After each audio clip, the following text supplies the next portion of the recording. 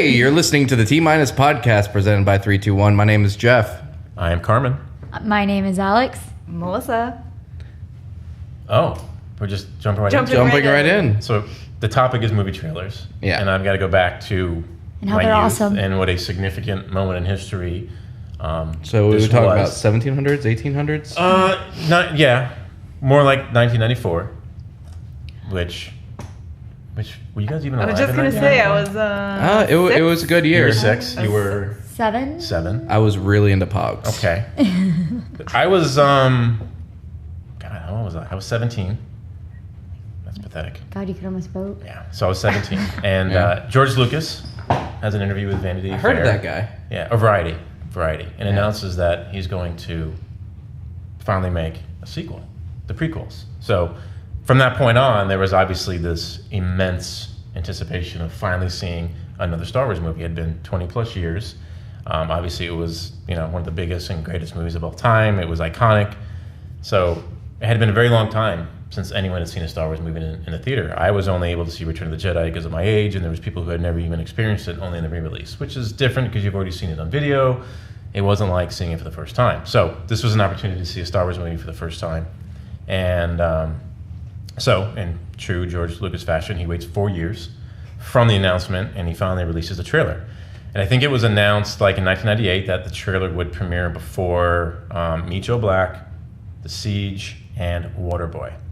And what was funny is as soon as they announced that, so those are the 3 movies that they selected. Those movies actually saw like this huge fluctuation in ticket sales for people just lined up to see the movie. And people were actually going to see those movies and then leaving, right? But it didn't hit TV until like shortly later. There was a bootleg version that someone actually went and recorded and released online. And then, but I remember like it being this phenomenon, like it just being this, like the world stopped. Right, because now you were finally going to see a new Star Wars movie for the first time in 20-something years, and it was going to be this greatest thing ever. And it premiered, I believe, like between like wrestling for the first time on television, and we knew it was coming, and we waited, and we watched it, and it was like the greatest thing we had ever seen. I mean, we were like, I remember getting emotional, like actually getting choked up and being like, oh my God.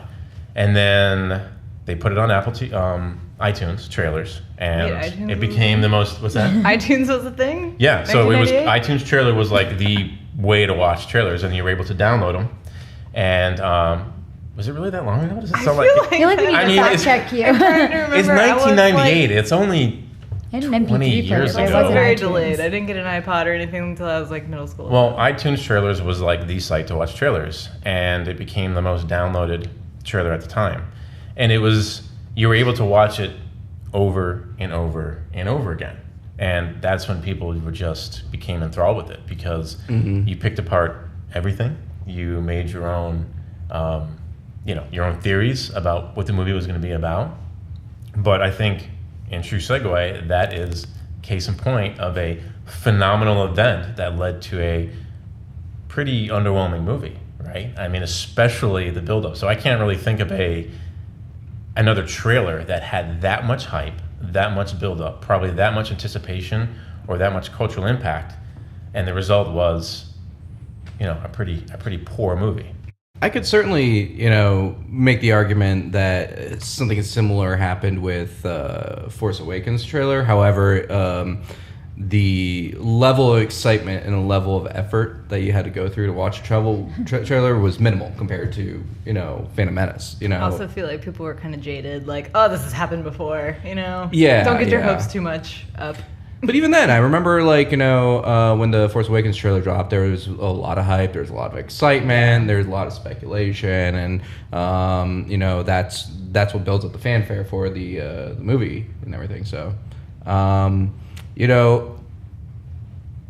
it's interesting because, when I compare that, the Force Awakens or any Star Wars trailer, to the vast majority of other trailers out there. Like, Star Wars kind of holds a special place in, like, you can take like any amount of random shots from Star Wars and it would still make a cool trailer. Absolutely.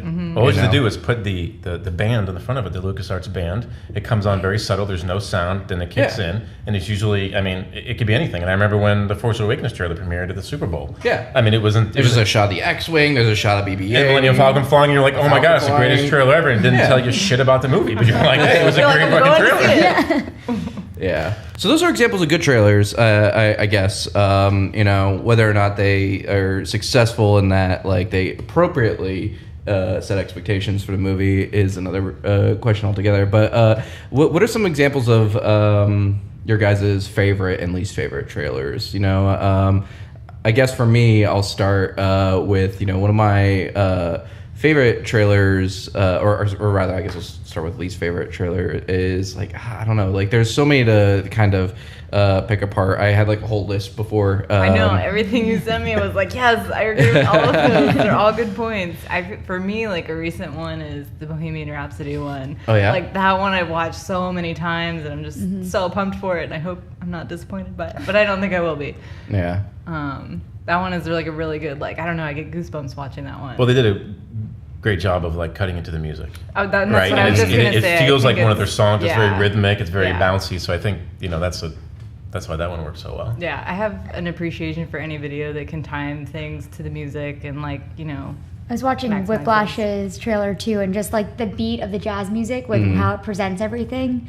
I don't have like a specific favorite, but anything that uses music to its advantage, because I feel like it's the music, because they can't use a whole lot of script in it unless it's like a comedy. Yeah. But the music itself, I think, is what has to carry a really good trailer. And so for me, it's not one specifically. It's just as long as the music really gives me chills and like really pulls in the scenes that it should. How do you guys feel about Suicide Squad's trailer? Well, that was case in point of like a really great trailer. Like, they knew how to cut together a trailer, had a great soundtrack. Just everything. You were like, okay. And then again, the movie. Yeah. It's like, I think you and I have talked about Prometheus. Like, hands down, it's one of the best trailers. And it's funny too, because if you watch, like, it's a total callback to the Alien. Absolutely. Like, if you watch, so Aliens had like kind of three kind of like melancholy moments. Like, the original one from the 70s, that trailer's amazing, but it does the same thing. Prometheus, it actually kind of does this high pitched sort of like atmospheric and it's horrific, and it takes you back to that movie. Like, in fact, I believe the first Alien trailer had no dialogue in it. I think it just said, in space no one can hear you scream. Yeah, I think and then it goes into the trailer. And then Prometheus kind of did the same thing, but because I remember watching that and going, holy crap, we're finally going to get a really great Alien movie, right? And kind of had the same semblance as like a Star Wars thing. 'Cause I hold Alien in high regard, and when that hit, I was like, oh, this is going to be a fantastic movie, and the movie was utterly disappointing. So what is it about trailers that you think makes a good one, or maybe undoes a little of the excitement, a little of the drama, the expectations? Like you guys mentioned, the music. Is obviously thing, like a really big important part. You got like 90 seconds to 2 minutes to get the audience invested in your story, and people are already invested in music. So like, what is it about trailers that gets you excited other than the music? I feel like I can think of examples of why I don't like trailers. All right, let's start there. Let's start there. Make a good one. Yeah. I don't like when it, is taking too much away from the movie, where you're like, as you're watching the movie, you're like, yeah, I saw that in the trailer. Like, I don't like to be reminded that I already saw this, or like you were saying before, like jokes, or things that they give away. When we were just watching the new Fantastic Beasts one the other day, and they also, I don't like when they are releasing more than one. Like, why do you have to recut it 3 times? We already saw the trailer. Like, I'm gonna go see the movie, But the one we were just watching, and they gave away something that's in the books, and then they just revealed who it was in this like 3rd trailer, I think. And I'm like, why did you have to release this one? I was gonna go see it anyways, Yeah.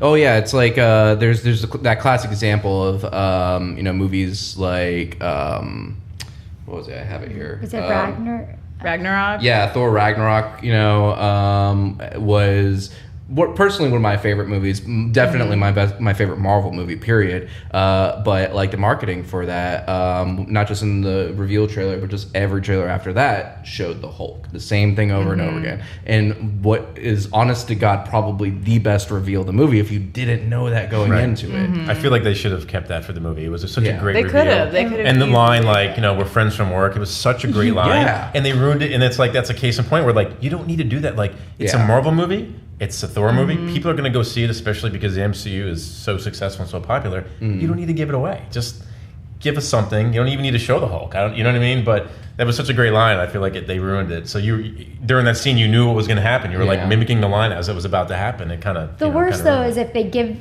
I hate when they give away, like you were saying, good jokes or good scenes, but then that's literally the only thing that is good in the movie. I will say with Thor's movie, there are some funny moments right after that. Like he gets the same treatment that Loki got in the other movie, and he's like, and so that was like a nice follow up to a really important scene that otherwise could have fallen flat and been like, all right, well that was the best part of the whole movie, and I knew that was coming, but. Other movies just do a joke, and that's legitimately the only joke in the entire movie. They're like, we used our best one in the trailer just to get you in here. It's like, gotcha, bitch, you're here. What about trailers that are misleading?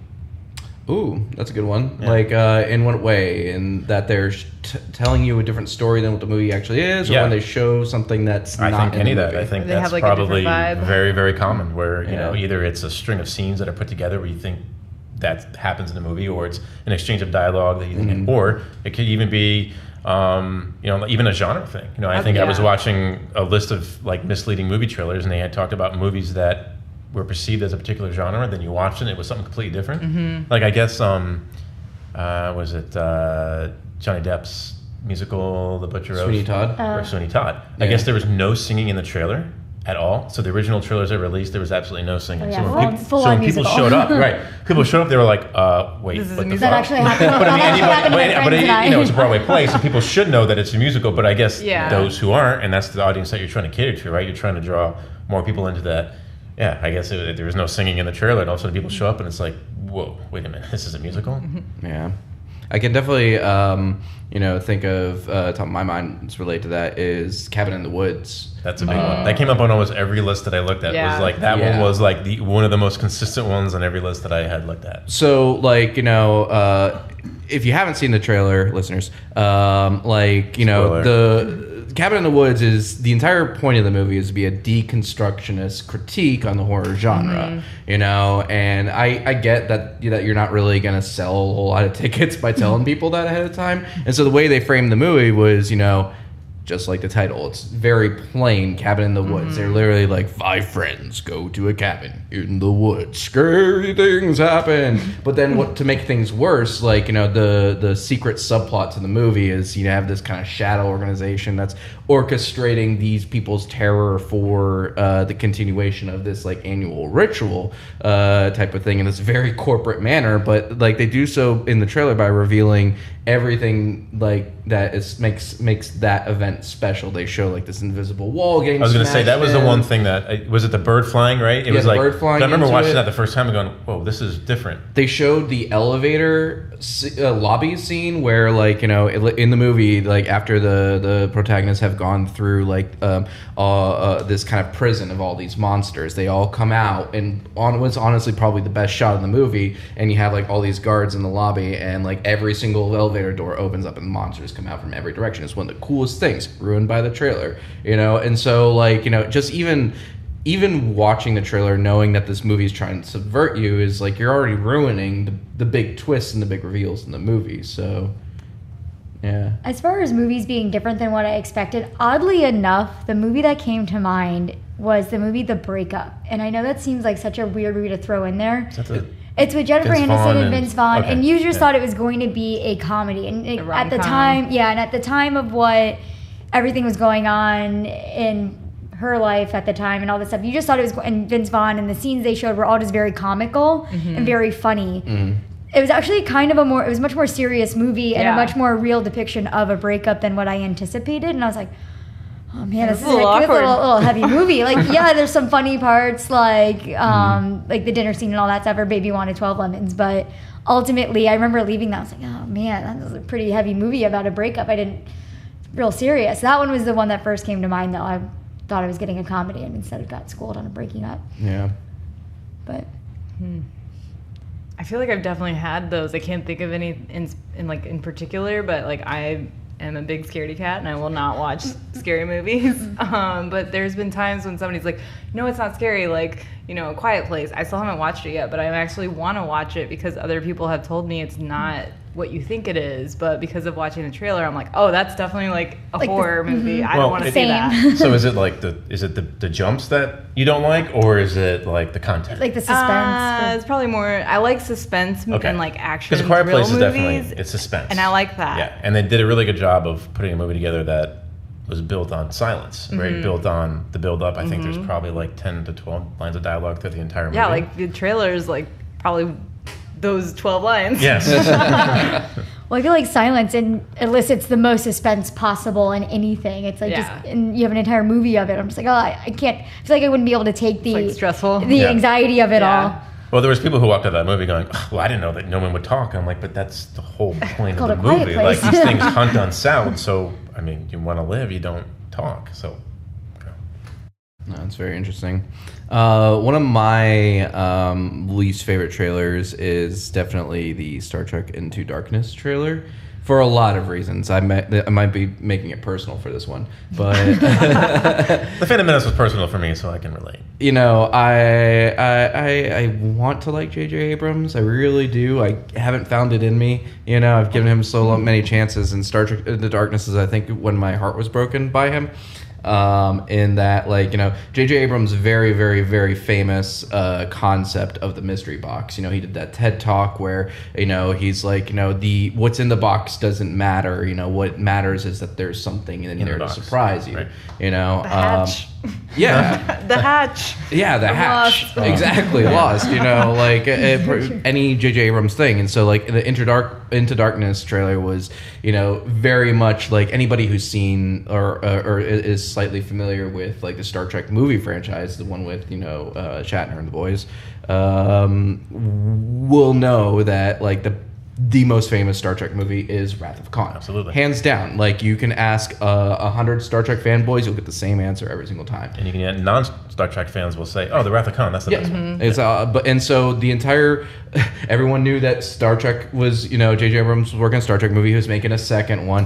How's he going to follow up? Is he going to do an homage to Wrath of Khan? Oh, no. You know, he spent, I remember, like, literally seeing a tweet from him after the trailer dropped, which had Benedict Cumberbatch doing his best Khan impersonation, and he's like, it's totally not Khan. And 4 months later, surprise, it was Khan. You know, it's just so, like, you know, the idea of this mystery box marketing, and I feel like it's very much present in not only the Force Awakens, but also the Last Jedi's trailers, in that, like, they are intentionally withholding to get you into the theater, but they don't care what happens after that. Well, that's the point of a trailer to begin with, right? The point of a trailer is to get you in the theater. It is probably the most effective form of marketing in existence, right? You show something and people go spend millions and millions and millions of dollars afterwards. So, but I agree. Do you feel like J.J. Abrams is like this generation's version of George Lucas, where he's a really good idea guy?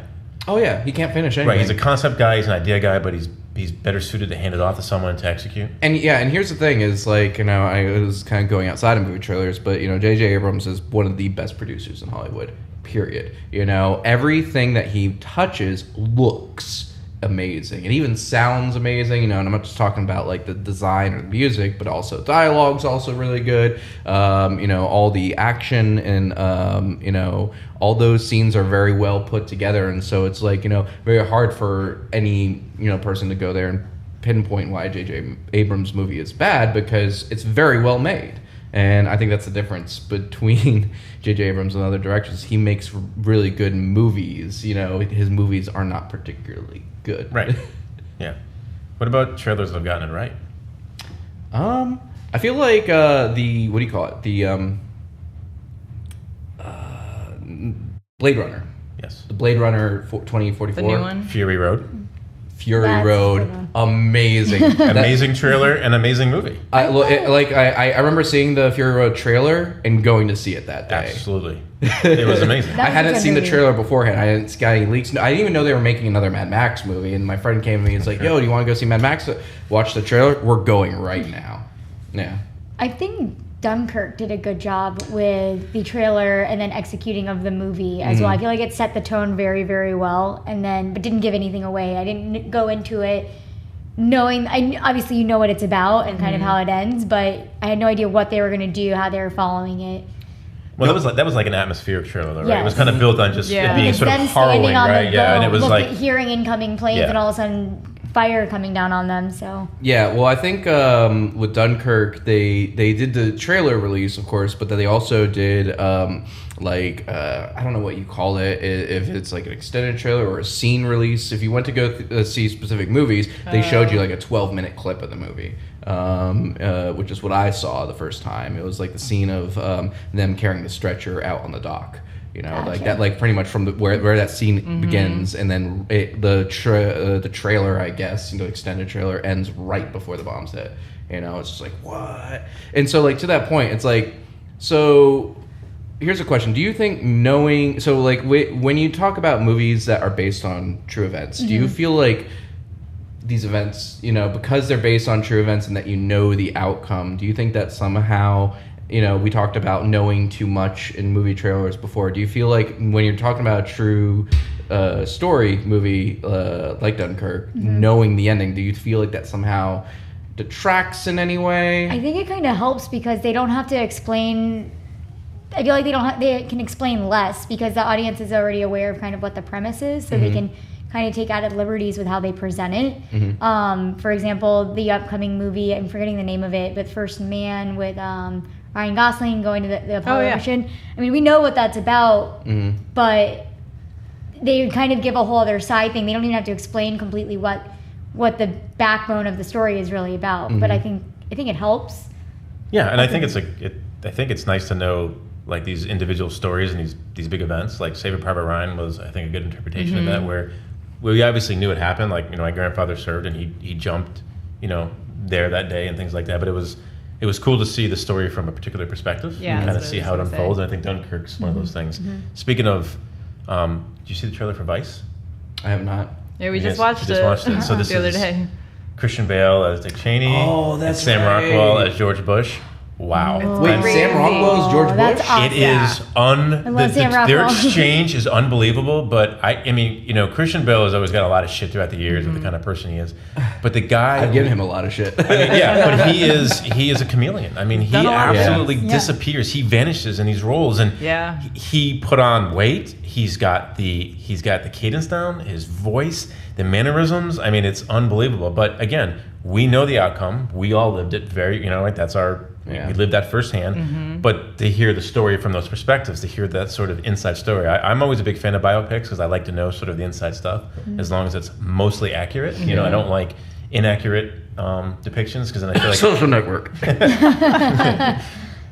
Social Network. I'm sure there's a lot of them, but I appreciate when the movie stays true to the actual story, and apparently this is supposed to be pretty accurate, I guess. Yeah. But I think I never saw this movie, and I feel like the reason why I never saw this movie was because of the trailer. It was Angelina Jolie's directorial debut, By the Unbroken. sea. Oh, Unbroken. yes, there's- that was she the stowaways, right, that were taken captive I saw this aboard movie. the Japanese.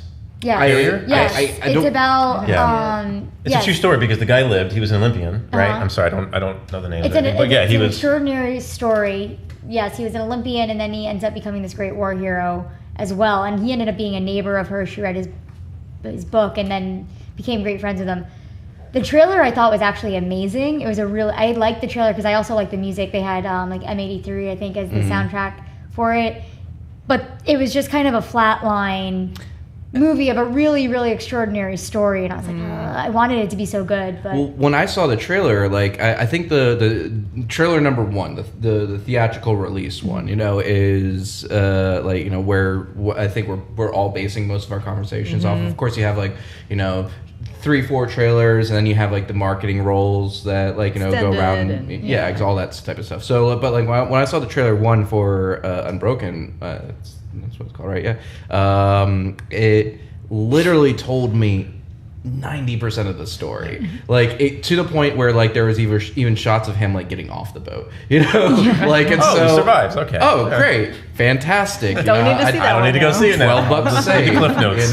Like you can compare that to like granted it's not based on a true story, but movies like The Martian. It's like there's no way in hell he's not coming home and he's not living till the end of it. But like to your point, it is the story, it is that perspective and everything.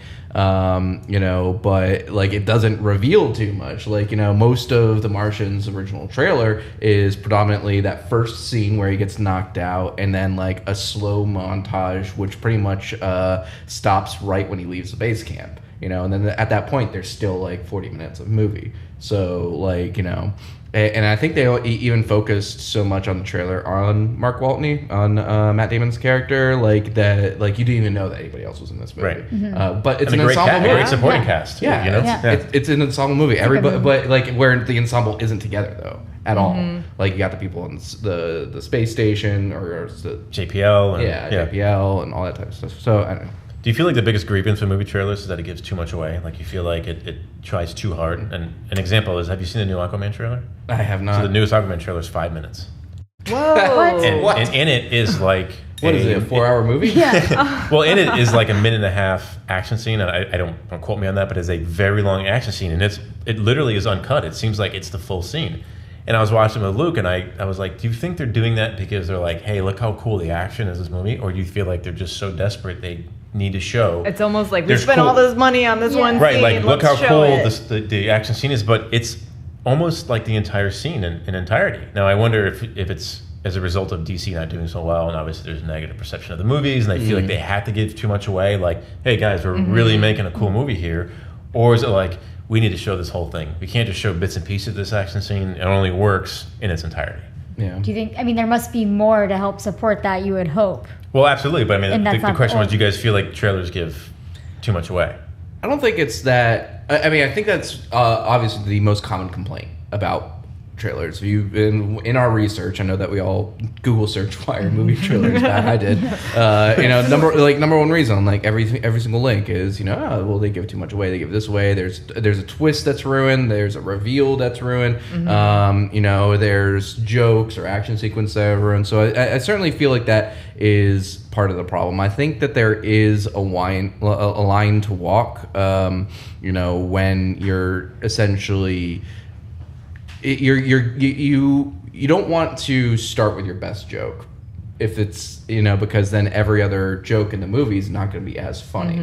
And so I feel like it's partially a creative decision that like they have to kind of, I don't know, like force themselves to not give away the best stuff so much. To answer your question directly, I don't know what they're planning. I don't know what they're doing. DC is a very, very special case, in our current. Well, we talked about Suicide Squad. It was like that was a fantastic trailer and a awful movie. And the story behind that is like, with going back to Suicide Squad, is they actually hired the company that cut the trailer to edit the movie. And then they took David Oyer's cut and their cut and smashed it together into a monster cut. And that's not the only reason why that movie sucked. There's a whole list of reasons why, but that didn't help. That contributed, for sure. Yeah.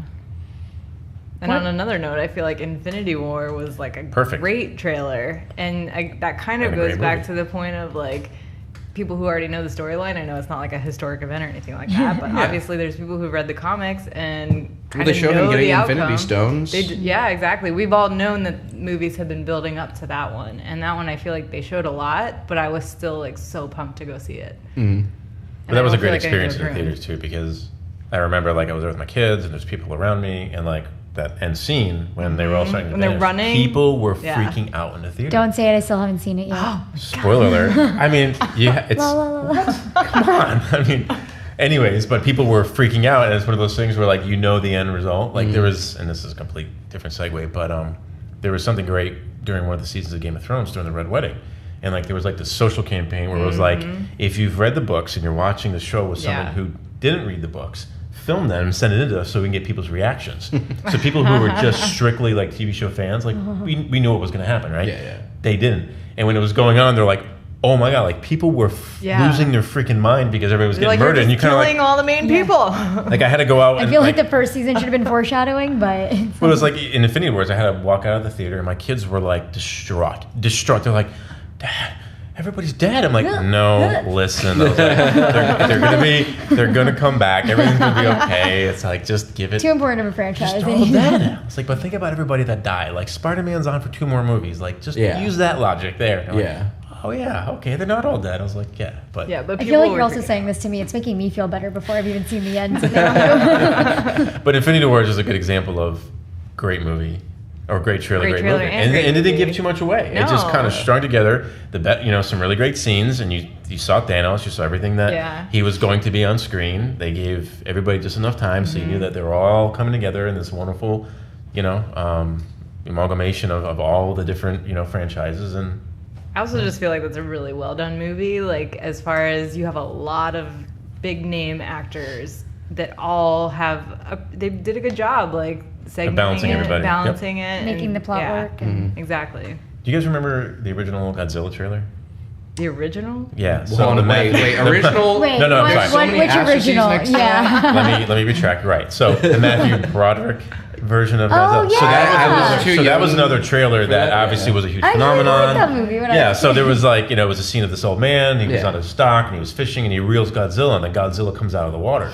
And it was like, that was the entire trailer. And you were like, holy shit, this is going to be an amazing movie.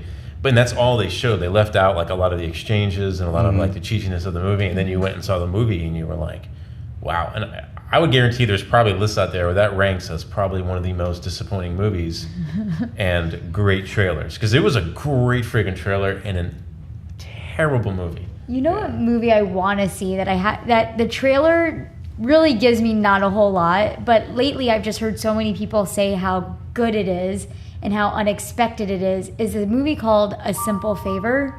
And it's like a random like side, it looks like it's going to be a chick flick, but I don't think it is. It's with Blake Lively and Anna Kendrick. And I've heard multiple people saying, I've heard a lot of people say that there are so many twists and turns in this movie and to the point where people have clapped at the end of this movie. My mom was like, I didn't clap, but other people did, so it was clearly very good. And the trailer doesn't give anything away that would make me think it's a clap-worthy movie. But now I'm like, I'm gonna go see this movie by myself if no one else will go with me. It's playing at the Plaza. I know you. Do you want to go? Yeah. All right.